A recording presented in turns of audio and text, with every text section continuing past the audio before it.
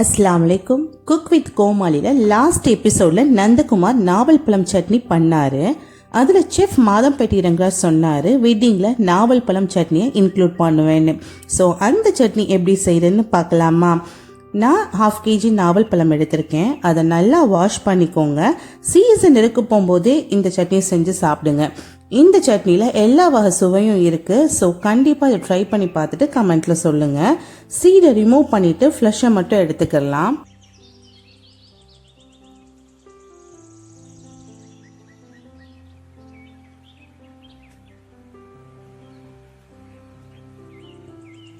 நாவல் பழம் ஃப்ளஷ் மட்டும் இருக்குது. ஸோ இதை தனியாக எடுத்து வச்சுக்கோங்க. ஒரு கடாயில் 1 டேபிள் ஸ்பூன் எண்ணெய் விட்டுக்கோங்க.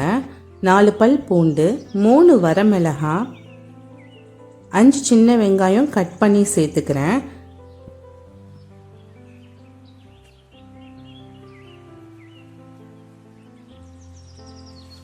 தேவையான அளவு உப்பு சேர்த்து கோல்டன் கலர் ப்ரௌன் வர்ற வரைக்கும் வதக்கிக்கோங்க. நல்லா வதங்கிருச்சு. 1 டீஸ்பூன் புளியோட பல்ப் இருக்குல்ல, அதை எடுத்துக்கோங்க. டேமரின் பல்ப் போட்டதும் ஸ்விட்ச் ஆஃப் பண்ணிடுங்க. நாம் கட் பண்ணி வச்சுருந்தோம்ல நவாப்பழம் பல்ப்பை, ஸோ அதை போட்டுக்கிறலாம்.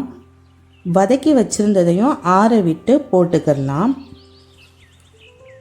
1 டீஸ்பூன் வெல்லம் சேர்த்து கிரைண்ட் பண்ணுங்கள். இதில் புளிப்பு, உவர்ப்பு, காரம், துவர்ப்பு, இனிப்பு 5 வகை சுவையும் இருக்குது. உடம்புக்கு ரொம்ப ஹெல்த்தி. மிக்சியில் போட்டு அரைச்சிக்கிறேன். நல்லா ஃபைன் பேஸ்ட் ஆயிடுச்சு. இதை ஒரு பவுலில் ட்ரான்ஸ்ஃபர் பண்ணிக்கலாம். பார்க்கவே ரொம்ப டெம்டிங்காக இருக்குல்ல? எனக்கும் அப்படிதான் இருக்குது. தாளிக்க 1 டேபிள் ஸ்பூன் நல்லெண்ணெய், 1 டீஸ்பூன் கடுகுளுந்து, கடுகு பொரிஞ்சதும் ஒரு கொத்து கருவேப்பிலை போட்டு இறக்கிக்கோங்க.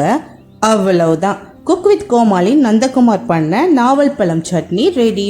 இது இட்லிக்கு மட்டும் இல்லை, தோசை, சப்பாத்திக்கு இந்த சைடிஷ் பண்ணிங்கன்னா ரொம்பவே சூப்பராக இருக்கும்.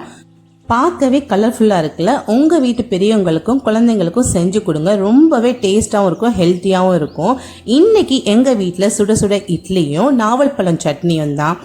ஒரு பைட் எடுத்து சாப்பிட்டேன். நாவல் பழம் சட்னினா செஃப் சொன்ன மாதிரி வெட்டிங் சட்னி தான். ஸோ ட்ரை பண்ணி பாருங்க. உங்களுக்கு வர ஃப்ளேவரை நான் பேசவே முடியாது, பட் சாப்பிட்டா உங்கள் மனசு பேச ஆரம்பிக்கும். நெக்ஸ்ட் வீக் வர சட்னியில் மீட் பண்ணலாம்.